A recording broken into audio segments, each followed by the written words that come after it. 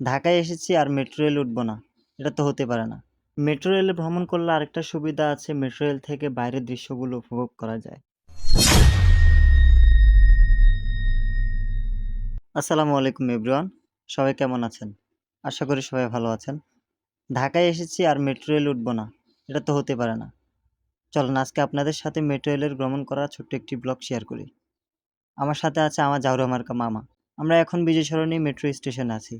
মামা ভাগিনা দুজন মিলে বিজয় সরণি থেকে যাব মতিঝিল। আজকে মোটামুটি বিজয় সরণি মেট্রো স্টেশনে ভিড় কম আছে, তাই টিকিট কাটা নিয়ে কোনো ঝামেলা হয় নাই আমাদের। আমি যে কয়বারই মেট্রো রেল ভ্রমণ করেছি আমার শুধু টিকিট কাটা নিয়ে ঝামেলা হয়েছে, নয়তো সবকিছু ঠিক আছে মোটামুটি। মজার বিষয় হচ্ছে যেখানে লোকাল বাসে করে ঢাকা শহরে 1 কিলোমিটার জায়গা যেতে কখনো কখনো ঘন্টার পর ঘন্টা জ্যামে পড়ে থাকতে হয়, সেখানে মেট্রো রেলে করে এক স্টেশন থেকে অন্য স্টেশন যেতে কখনো 50 সেকেন্ড আবার কখনো 1 মিনিট সময় লাগে মাত্র। বলতে পারেন ঢাকা শহরে এখন রাজত্ব শুধু মেট্রো রেলেরই, কারণ কোনো ঝামেলায় পড়তে হচ্ছে না, জ্যামের মধ্যে পড়ে থাকতে হচ্ছে না।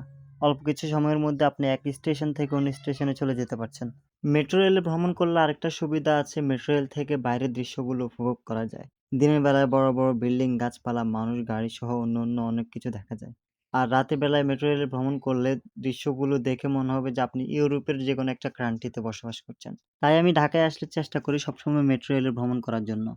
মেট্রো রেলে ভ্রমণ করলে আপনি সুবিধা পাচ্ছেন, অল্প সময়ের মধ্যে এক জায়গা থেকে অন্য জায়গায় যেতে পারছেন। আবার আপনাকে জ্যামের মধ্যেও পড়ে থাকতে হচ্ছে না। তাই আমি বলব ঢাকা শহরে সাধারণ মানুষদেরকে মেট্রো রেল ভালো একটা সাপোর্ট দিচ্ছে। আপনারা কে মেট্রো রেলে ভ্রমণ করেছেন কমেন্ট করে জানাতে ভুলবেন না। আর ভিডিওটা কে কোথা থেকে দেখছেন অবশ্যই কমেন্ট করে জানাবেন। তো আজকের ভিডিওটা এতটুকুই। জানি ভিডিওতে অনেক ভুল ত্রুটি হয়েছে, তাই ভুলগুলো সুন্দর ক্ষমা দৃষ্টিতে দেখবেন আর ভিডিওটা শেয়ার করে দিবেন।